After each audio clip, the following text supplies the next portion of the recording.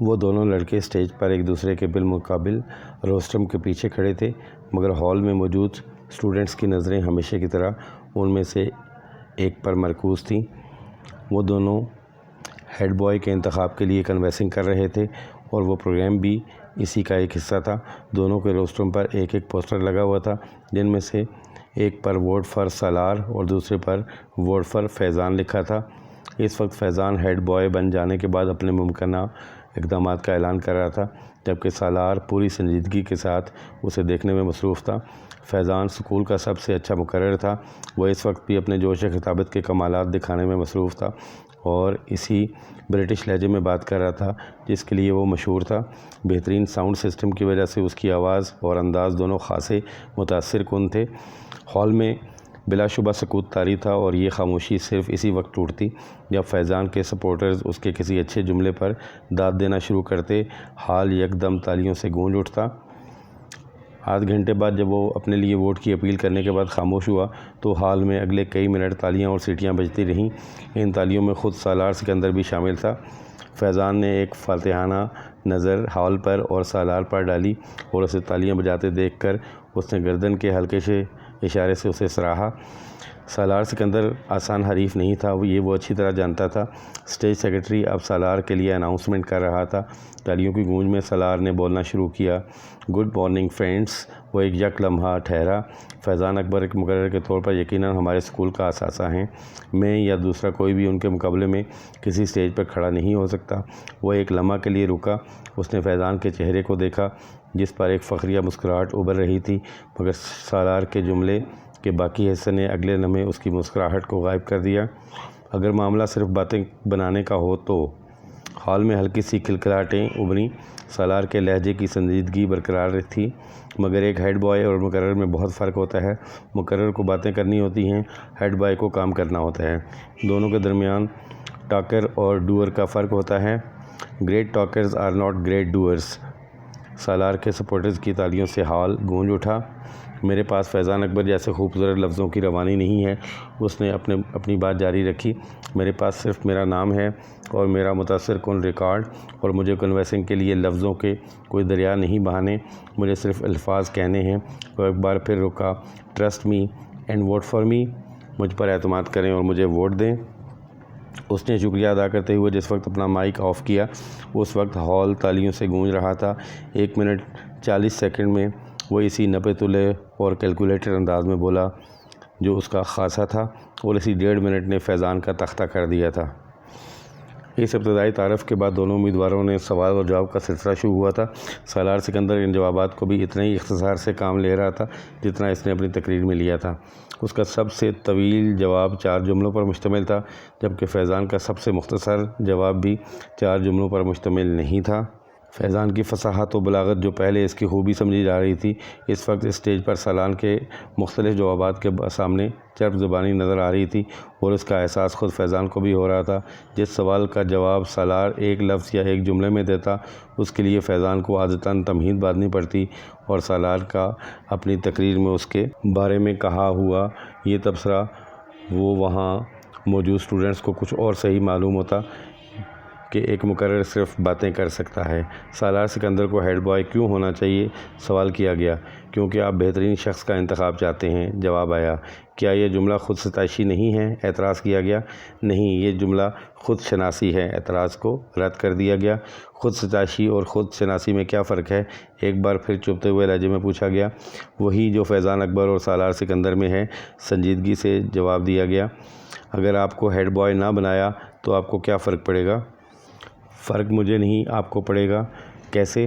اگر بہترین آدمی کو ملک کا لیڈر نہ بنایا جائے تو فرق قوم کو پڑتا ہے، اس بہترین آدمی کو نہیں۔ آپ اپنے آپ کو پھر بہترین آدمی کہہ رہے ہیں۔ ایک بار پھر اعتراض کیا گیا۔ کیا اس ہال میں کوئی ایسا ہے جو خود کو برے آدمی کے ساتھ ایکویٹ کرے؟ ہو سکتا ہے ہو، پھر میں اس سے ملنا چاہوں گا۔ ہال میں ہنسی کی آوازیں ابھریں۔ ہیڈ بوائے بننے کے بعد سالار سکندر جو تبدیلیاں لائے گا اس کے بارے میں بتائیں۔ تبدیلی بتائی نہیں جاتی، دکھائی جاتی ہے۔ یہ کام میں ہیڈ بوائے بننے سے پہلے نہیں کر سکتا۔ چند اور سوال کیے گئے، پھر اسٹیج سیکرٹری نے حاضرین میں سے ایک آخری سوال لیا۔ وہ ایک سری لنکن لڑکا تھا جو کچھ شرارتی انداز میں مسکراتے ہوئے کھڑا ہوا۔ اگر آپ میرے ایک سوال کا جواب دے دیں تو میں اور میرا پورا گروپ آپ کو ووٹ دے گا۔ سالار اس کی بات پر مسکرایا۔ جواب دینے سے پہلے میں یہ جاننا چاہوں گا کہ آپ کے گروپ کے لوگ کتنے ہیں؟ اس نے پوچھا۔ 6، اس لڑکے نے کہا۔ سالار نے سر ہلایا۔ اوکے، سوال کریں۔ آپ کو کچھ حساب کتاب کرتے ہوئے مجھے بتانا ہے کہ اگر آپ 2,67,895 میں 9,52,852 کو جمع کریں، پھر اس میں سے 3,99,999 کو تفریق کریں، پھر اس میں 9,29,292 کو جمع کریں اور اسے وہ لڑکا ٹھہر کر ایک کاغذ پر لکھا ہوا ایک سوال پوچھ رہا تھا 6 کے ساتھ ضرب دیں، پھر اسے 2 کے ساتھ تقسیم کریں اور جواب میں 4,92,359 کو جمع کریں تو کیا جواب آئے گا؟ وہ لڑکا اپنی بات مکمل نہ کر سکا۔ 81,42,473 روپے، بڑی برق رفتاری کے ساتھ سالار نے جواب دیا۔ اس لڑکے نے کاغذ پر ایک نظر دوڑائی اور پھر کچھ بے یقینی سے سر ہلاتے ہوئے تالیاں بجانے لگا۔ فیضان اکبر کو اس وقت اپنا آپ ایک ایکٹر سے زیادہ نہیں لگا۔ پورا ہال اس لڑکے کے ساتھ تالیاں بجانے میں مصروف تھا۔ فیضان اکبر کو وہ پورا پروگرام ایک مذاق محسوس ہونے لگا۔ 1 گھنٹہ بعد جب وہ سالار سکندر سے پہلے اس اسٹیج سے اتر رہا تھا تو وہ جانتا تھا کہ وہ مقابلے میں پہلے ہی ہار چکا ہے۔ 150 کے IQ لیول والے اس لڑکے سے اسے زندگی میں اس سے پہلے کبھی اتنا حسد محسوس نہیں ہوا۔ ماما آپ لاہور کب جائیں گی؟ وہ اپنے نوٹس کو دیکھے ہوئے چونکی۔ سر اٹھا کر اس نے ساتھ کو دیکھا۔ وہ سائیکل کی رفتار کو اب بالکل آہستہ کیے اس کے گرد چکر لگا رہا تھا۔ کل؟ کیوں؟ تم کیوں پوچھ رہے ہو؟ ماما نے اپنی فائل بند کرتے ہوئے کہا۔ جب آپ چلی جاتی ہیں تو میں آپ کو بہت مس کرتا ہوں، وہ بولا۔ کیوں؟ ماما نے مسکراتے ہوئے پوچھا۔ کیونکہ آپ مجھے بہت اچھی لگتی ہیں اور آپ میرے لیے بہت سے کھلونے لاتی ہیں اور آپ مجھے سیر کروانے لے کر جاتی ہیں اور آپ میرے ساتھ کھیلتی ہیں، اس لیے، اس نے تفصیلی جواب دیا۔ آپ مجھے اپنے ساتھ لاہور نہیں لے جا سکتی؟ ماما اندازہ نہیں کر سکی کہ یہ تجویز تھی یا سوال۔ میں کیسے لے جا سکتی ہوں؟ میں تو خود ہاسٹل میں رہتی ہوں، تم کیسے رہو گے وہاں؟ ماما نے کہا۔ ساتھ سائیکل چلاتے ہوئے کچھ سوچنے لگا، پھر اس نے کہا، تو پھر آپ جلدی یہاں آیا کریں۔ اچھا، جلدی آیا کروں گی، ماما نے مسکراتے ہوئے کہا۔ تم ایسا کیا کرو کہ مجھ سے فون پر بات کر لیا کرو، میں فون کیا کروں گی تمہیں۔ ہاں، یہ ٹھیک ہے۔ ساتھ کو اس کی تجویز پسند آئی۔ سائیکل کی رفتار میں اضافہ کرتے ہوئے وہ لان کے لمبے لمبے چکر کاٹنے لگا۔ ماما بے دیانی کے عالم میں اسے دیکھنے لگی۔ وہ اس کا بھائی نہیں تھا۔ 10 سالہ سعد پچھلے 5 سال پہلے ان کے گھر آیا تھا۔ کہاں سے آیا تھا ان کے بارے میں وہ کچھ نہیں جانتی تھی کیونکہ اسے اس کے بارے میں اس وقت کوئی تجسس نہیں ہوا تھا، مگر کیوں لایا گیا تھا یہ وہ اچھی طرح جانتی تھی۔ سعد اب 10 سال کا تھا اور وہ گھر میں بالکل گھل مل گیا تھا۔ امامہ سے وہ سب سے زیادہ مانوس تھا۔ امامہ کو اس پر اکثر ترس آتا تھا۔ ترس کی وجہ اس کا لاوارث ہونا نہیں تھا، ترس کی وجہ اس کا مستقبل تھا۔ اس کے 2 چچاؤں اور ایک تایا کے گھر بھی اس وقت اسی طرح کے گود لیے ہوئے بچے پڑھ رہے تھے۔ وہ ان کے مستقبل پر بھی ترس کھانے پر مجبور تھی۔ فائل ہاتھ میں پکڑے سائیکل پر لان میں گھومتے ساتھ پر نظریں جمائے وہ کسی گہرے سوچ میں ڈوبی ہوئی تھی۔ اسے دیکھتے ہوئے وہ اس طرح کی بہت ساری سوچوں میں الجھ جاتی تھی، مگر اس کے پاس کوئی حل نہیں تھا۔ وہ اس کے لیے کچھ نہیں کر سکتی تھی۔ وہ چاروں اس وقت لاہور کے ریڈ لائٹ ایریا میں موجود تھے۔ ان کی عمریں 18-19 سال کے لگ بھگ تھی۔ وہ اپنے حلیوں سے اپر کلاس کے لگتے تھے، مگر وہاں پر نہ ان کی عمر کوئی نمایاں کرنے والی چیز تھی، نہ ہی ان کی اپر کلاس سے تعلق رکھنے کی امتیازی خصوصیت، کیونکہ وہاں پر ان سے بھی کم عمر لڑکے آتے تھے اور اپر کلاس اس علاقے کے مستقل کسٹمرز میں شامل تھی۔ چاروں لڑکے ریڈ لائٹ ایریا کی ٹوٹی ہوئی گلیوں سے گزرتے جا رہے تھے۔ 3 لڑکے آپس میں باتیں کر رہے تھے، جبکہ صرف چوتھا قدرے تجسس اور دلچسپی سے چاروں طرف دیکھ رہا تھا۔ یوں لگ رہا تھا جیسے وہ پہلی بار وہاں آیا ہے، اور ان تینوں کے ساتھ تھوڑی دیر بعد ہونے والی اس کی گفتگو سے یہ ظاہر ہو گیا تھا کہ وہ واقعی وہاں پہلی بار آیا تھا۔ گلی کے دونوں اطراف میں کھلے دروازوں میں بناؤ سنگار کیے نیم عریاں کپڑوں میں ملبوس ہر عمر اور ہر شکل کی عورت کھڑی تھی۔ سفید، سانولی، سیاہ، گندمی، بہت خوبصورت، درمیانی اور معمولی شکل و صورت والی۔ گلی میں ہر شکل اور عمر کا مرد گزر رہا تھا۔ وہ لڑکا وہاں سے گزرتے ہوئے ہر چیز پر غور کر رہا تھا۔ تم یہاں کتنی بار آئے ہو؟ چلتے چلتے اس لڑکے نے اچانک اپنے دائیں طرف چلنے والے لڑکے کو مخاطب کرتے ہوئے کہا۔ وہ لڑکا جواباً ہنسا۔ کتنی بار؟ یہ تو پتہ نہیں، اب تو گنتی بھی بھول چکا ہوں۔ اکثر آتا ہوں یہاں پر، اس لڑکے کے قدرے فخریہ انداز میں کہا ان عورتوں میں مجھے کوئی اٹریکشن محسوس نہیں ہو رہی. Nothing special about them. اس نے کندھے اچکاتے ہوئے کہا. اگر کہیں رات ہی گزارنی ہو تو کم از کم انوائرمنٹ تو اچھا ہونا چاہیے. It's such a dirty filthy place. یہ تو بہت ہی گندی جگہ ہے. اس نے گلی میں موجود گڑھوں اور کوڑے کے ڈھیروں کو دیکھتے ہوئے کچھ ناگواری سے کہا. پھر گرل فرینڈس کے ہوتے ہوئے یہاں آنے کی کیا ضرورت ہے؟ اس نے اتنی بار اپنی بھویں اچکاتے ہوئے کہا. اس جگہ کا اپنا ایک چارم ہے. گرل فرینڈز اور یہاں کی عورتوں کا کوئی مقابلہ نہیں ہے. گرل فرینڈز اسی طرح کے ڈانس تو نہیں دکھا سکتی جو ابھی کچھ دیر بعد تم دیکھو گے. تیسرا لڑکا ہنسا. اور پھر پاکستان کی جس بڑی ایکٹریس کا ڈانس دکھانے ہم تمہیں لے جا رہے ہیں وہ تو بس. دوسرے لڑکے کی بات پہلے لڑکے نے کاٹ دی. اس کا ڈانس تو تم پہلے بھی دکھا چکے ہو. ارے وہ کچھ بھی نہیں تھا بھائی کی شادی پر ایک مجرا کیا گیا تھا. مگر یہاں تو بات ہی کچھ اور ہوتی ہے. وہ ایکٹریس تو ایک پوش علاقے میں رہتی ہے. پھر یہاں کیوں آتی ہے؟ پہلے لڑکے نے کچھ غیر مطمئن انداز میں اس سے پوچھا. یہ تو آج خود تم اس سے پوچھ لینا. میں کبھی اس سے اس طرح کے سوال نہیں کرتا. دوسرے لڑکے کی بات پر باقی دونوں لڑکے ہنسے مگر تیسرا اسی طرح چپتی ہوئی نظروں سے انہیں دیکھتا رہا. اس کا سفر بالآخر گلی کے آخر میں ایک عمارت کے سامنے ختم ہو گیا. عمارت کے نیچے موجود دکان سے تینوں لڑکوں نے موتیے کے بہت سے ہار خریدے اور اپنی کلائیوں میں لپیٹ لیے. ایک ہار دوسرے لڑکے نے اس لڑکی کی کلائی میں بھی لپیٹ دیا جو وہاں آنے پر اعتراض کر رہا تھا. پھر ان لوگوں نے وہاں سے پان خریدے. تمباکو والا پان دوسرے لڑکے نے اس لڑکے کو بھی دے دیا جو شاید زندگی میں پہلی بار پان کھا رہا تھا. پان کھاتے ہوئے وہ چاروں اس عمارت کی سیڑھیاں چڑھنے لگے. اوپر پہنچ کر پہلے لڑکے نے ایک بار پھر تنقیدی نظروں سے چاروں طرف دیکھا اور پھر اس کے چہرے پر اطمینان کی ایک جھلک نمودار ہوئی. وہ جگہ بہت صاف ستھری اور خاصی حد تک آراستہ تھی. گاؤ تکیے اور چاندنیاں بچھی ہوئی تھیں اور باریک پردے لہرا رہے تھے. کچھ لوگ پہلے ہی وہاں موجود تھے. رقص ابھی شروع نہیں ہوا تھا. ایک عورت لپکتی ان کی طرف آئی. ان کے چہرے پر ایک خوبصورت مصنوعی مسکراہٹ سجی ہوئی تھی. اس نے دوسرے لڑکے کو مخاطب کیا. پہلے لڑکے نے غور سے اس عورت کو دیکھا. ادھیڑ عمر کی وہ عورت اپنے چہرے پر بے تحاشا میک اپ تھوپے اور بالوں میں موتی اور گلاب کے گجرے لٹکائے. شیفون کی ایک چنگاڑتی ہوئی سرخ ساڑی میں ملبوس تھی جس کا بلاؤز اس کے جسم کو چھپانے میں ناکام ہو رہا تھا مگر وہ جسم کو چھپانے کے لیے پہنا بھی نہیں گیا تھا. ان چاروں کو وہ ایک کونے میں لے گئی اور وہاں اس نے انہیں بٹھا دیا. پہلے لڑکے نے وہاں بیٹھتے ہی منہ میں موجود پان اس گلدان میں تھوک دیا جو ان کے قریب موجود تھا کیونکہ پان منہ میں ہوتے ہوئے اس سے بات کرنا مشکل ہو رہا تھا. پان کا ذائقہ بھی اس کے لیے کچھ زیادہ خوشگوار نہیں تھا.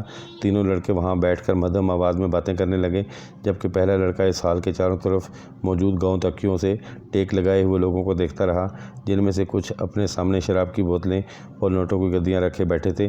ان میں سے اکثریت سفید لٹھے کا کلف لگے کپڑوں میں ملبوس تھی.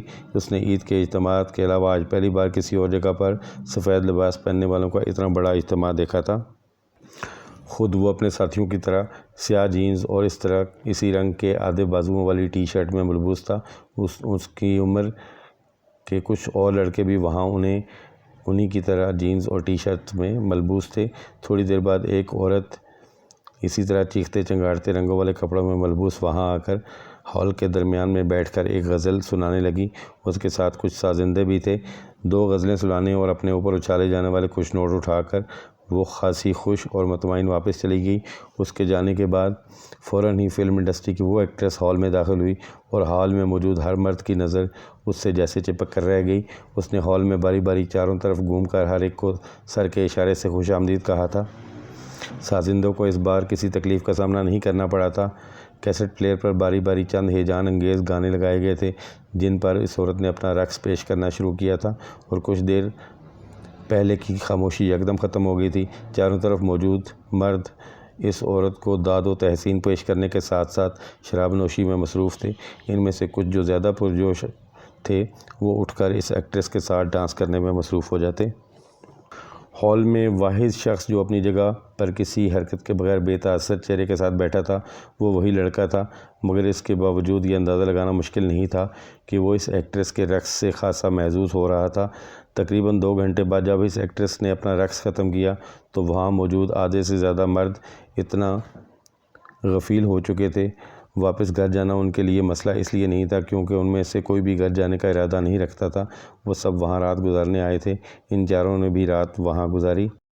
اگلے دن وہاں سے واپسی پر گاڑی میں اس دوسرے لڑکے نے جمائی لیتے ہوئے پہلے لڑکے سے پوچھا، جو اس وقت لاپرواہی سے گاڑی سے باہر دیکھنے میں مصروف تھا، کیسا رہا یہ تجربہ؟ اچھا تھا، پہلے لڑکے نے کندھے اچکاتے ہوئے کہا۔ بس اچھا تھا اور کچھ نہیں؟ تم بھی بس؟ اس نے قدرے ناراضگی کے عالم میں بات ادھوری چھوڑ دی۔ کبھی کبھار جانے کے لیے اچھی جگہ ہے، اس کے علاوہ اور کیا کہہ سکتا ہوں، مگر سم تھنگ اسپیشل والی کوئی بات نہیں ہے۔ میری گرل فرینڈ اس لڑکی سے بہتر ہے جس کے ساتھ میں نے رات گزاری ہے، اس لڑکے نے دو ٹوک انداز میں کہا۔ ڈائننگ ٹیبل پر ہاشم مبین کی پوری فیملی موجود تھی۔ کھانا کھاتے ہوئے وہ سب آپس میں خوشخبریوں میں مصروف تھے۔ موضوع گفتگو اس وقت امامہ تھی، جو اس ویکینڈ پر بھی اسلام آباد میں موجود تھی۔ بابا، آپ نے یہ بات نوٹ کی کہ امامہ دن بدن سنجیدہ سے سنجیدہ ہوتی جا رہی ہے؟ وسیم نے قدرے چھیڑنے والے انداز میں امامہ کی طرف دیکھتے ہوئے کہا۔ ہاں، یہ تو میں پہلے بھی کئی ماہ سے نوٹ کر رہا ہوں۔ ہاشم مبین نے وسیم کی بات پر بیٹی کے چہرے کو غور سے دیکھتے ہوئے کہا۔ امامہ نے چاولوں کا چمچہ منہ میں رکھتے ہوئے وسیم کو گھورا۔ کیوں امامہ، کوئی مسئلہ ہے؟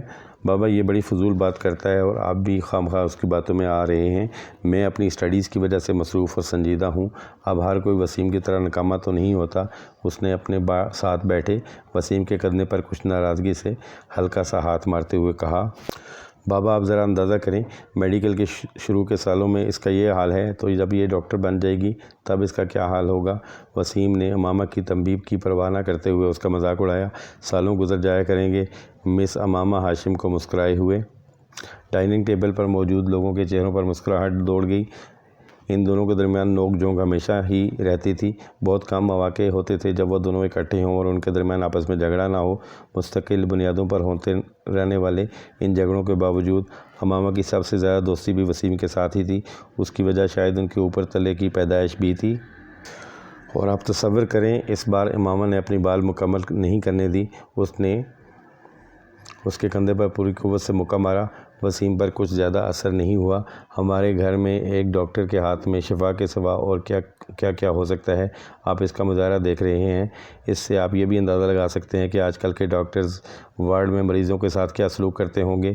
ملک میں بڑھتی ہوئی شرح اموات کی ایک وجہ۔ بابا، اس کو منع کریں، امامہ نے بالآخر ہتھیار ڈالتے ہوئے ہاشم مبین سے کہا۔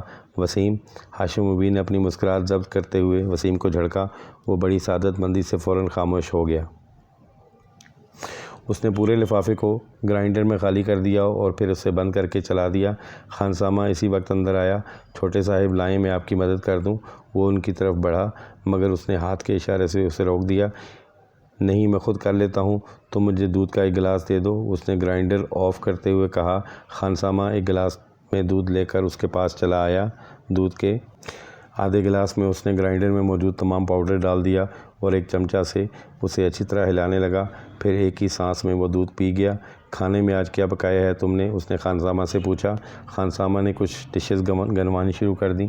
اس کے چہرے پر کچھ ناگواری ابھری۔ میں کھانا نہیں کھاؤں گا، سونے جا رہا ہوں، مجھے ڈسٹرب مت کرنا، اس نے سختی سے کہا اور کچن سے باہر نکل گیا۔ پیروں میں پہنی ہوئی باٹا کی چپل کو وہ فرش پر تقریباً گھسیٹ رہا تھا۔ اس کی شیو بڑی ہوئی تھی اور آنکھیں سرخ تھیں۔ شرٹ کے چند ایک کے سوا سارے ہی بٹن کھلے ہوئے تھے۔ اپنے کمرے میں جا کر اس نے دروازے کو لاک کر لیا اور وہاں موجود جہازی ساز کے میوزک سسٹم کی طرف گیا اور کمرے میں بولٹن کا "when a man loves a woman" بلند آواز سے بجنے لگا۔ وہ ریموٹ لے کر اپنے بیڈ میں آ گیا اور اوندھے منہ بے ترتیبی کے عالم میں لیٹ گیا۔ اس کا ریموٹ والا بایاں ہاتھ بیڈ سے نیچے لٹک رہا تھا اور مسلسل ہل رہا تھا۔ اس کے دونوں پاؤں بھی میوزک کے ساتھ ساتھ گردش کر رہے تھے۔ کمرے میں بیڈ اور اس کے حلیے کے علاوہ ہر چیز اپنی جگہ پر تھی۔ کہیں پر کچھ بھی بے ترتیب نہیں تھا، کہیں پر گرد کا ایک ذرہ تک نظر نہیں آ رہا تھا۔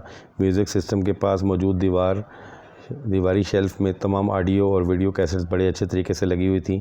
ایک دوسری دیوار میں موجود ریکس پر کتابوں کی ایک بڑی تعداد موجود تھی۔ کونے میں پڑی ہوئی کمپیوٹر ٹیبل سے عیاں تھا کہ اسے استعمال کرنے والا بہت آرگنائز تھا۔ کمرے کی مختلف دیواروں پر ہالی ووڈ کی ایکٹریسز اور وہاں کے بینڈز کے پوسٹرز لگے ہوئے تھے۔